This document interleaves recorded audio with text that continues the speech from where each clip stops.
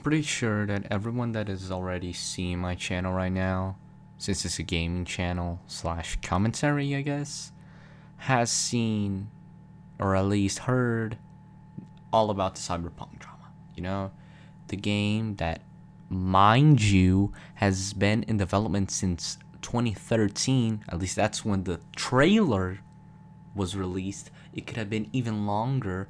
I mean, I might go as far as to say that it was probably 2012 that the game began development, and the game got released in 2020. So 8 years. I'm pretty sure not even Yandere Simulator has had 8 years of development, but rest assured, it probably will. The Yandere dev, he likes else ifs to the fucking limits. But since Cyberpunk is a mess, at least right now, I wanted to, kind of sit back, relax, and take a look at some of the other Cyberpunk slash neon style games that, one, have a good story, two, have fluid gameplay that makes you feel like a fucking badass, and three, subtle details that overall make the experience more complete. Well, I didn't even have to buy it. I already had the game, and I already reviewed it, saying I fucking loved it. I loved every single second of it. And you may say, but Mars, what game are you talking about? Or you are a functional human being that read the thumbnail. Well, of course, I'm gonna talk about the game, the myth, the legend. I think the girls with their nails done Now, I know what you're thinking. You're probably thinking, how can you call this game a masterpiece?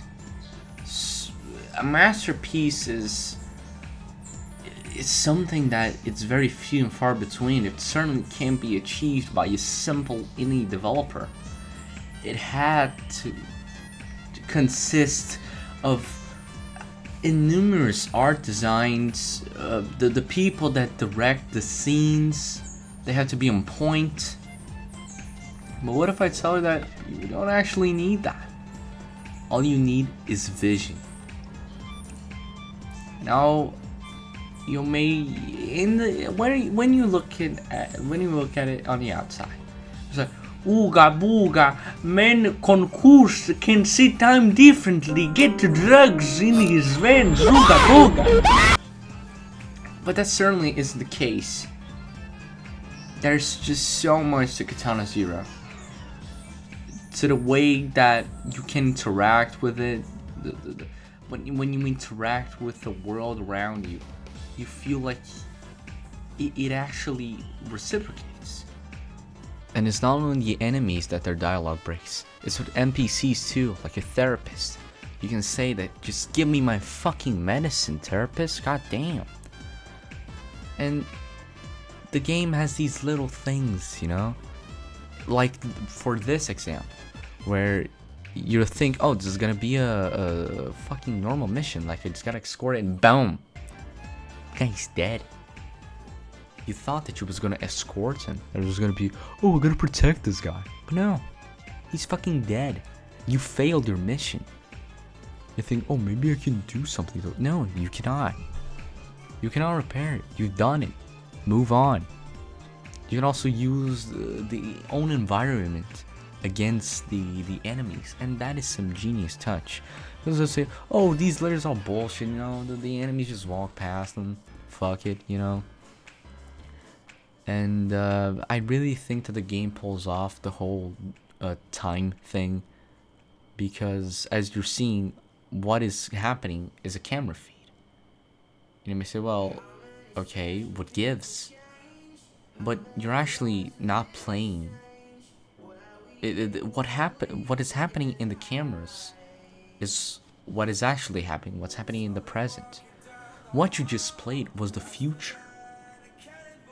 And you always have these messages like your employees are displeased, or they're pleased, or they haven't heard of what happened. And that is cool because the game doesn't bind you saying you need to escort this to that. You done fucked up, son. You just gotta play with it.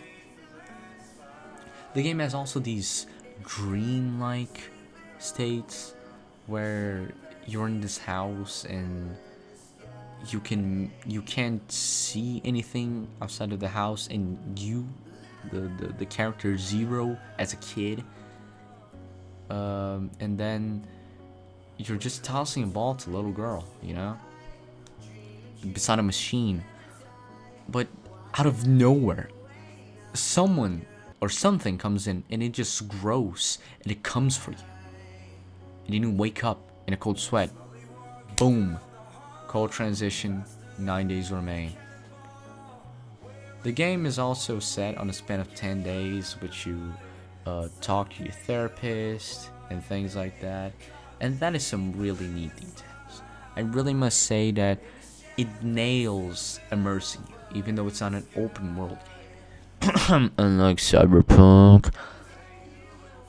And you see, I really think that things in games like this, that they have these little effects to dialogues that you can almost sense how the characters are talking. For example, the nature of our work requires certain discretion. Like, it's not him talking normally, it's him expressively telling you that you need to be discreet. You can feel it in a character, and that is something I never ever had before. A game that by text it can deliver a tone, a feeling. For example, when you're talking to this girl in the apartment complex that you live in, when you see that rainbow, this has been boring, you can almost feel that she says, "This has been boring," that the girl gives you as she's wandering off to her own apartment. And that is incredible.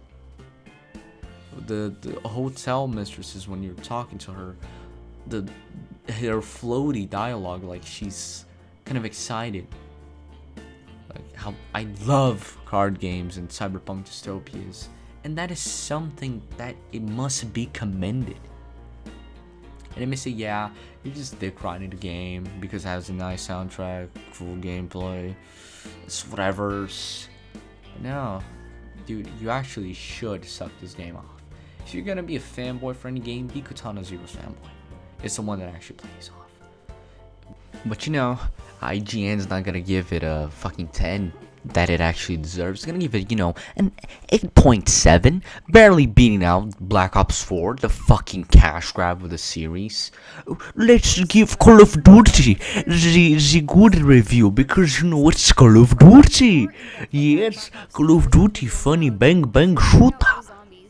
Fuck you, IGN. You do not know how to review games, and you can seriously just gobble on my greasy fucking balls.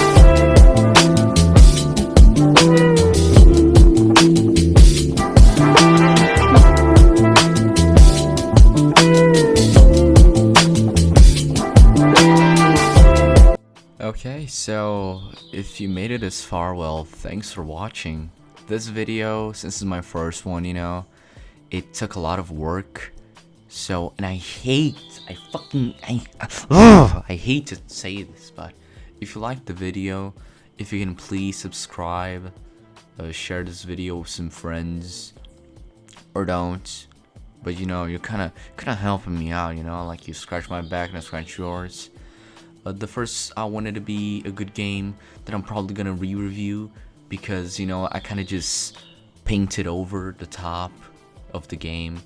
It's a game you definitely should buy. I definitely recommend it. I'm sorry for the shoddy editing. I'm very new to this. Okay, please don't fucking scalp me or something. But oh, and this is getting posted on my birthday, so happy cake day to me. But really though, if you watched it this far and you liked it, or if you didn't, please, I just wanted to say thank you. When you see a channel with a few subscribers, you usually just don't care, you know, because I do that. So I just want to say thank you. Even if you didn't like it and you told me to fuck off, that the review was trash, it's kind of like my own interpretation of it. I'm not trying to go like full on pyrocynical review style. I may in the future, but you know, it's just kind of keeping it casual.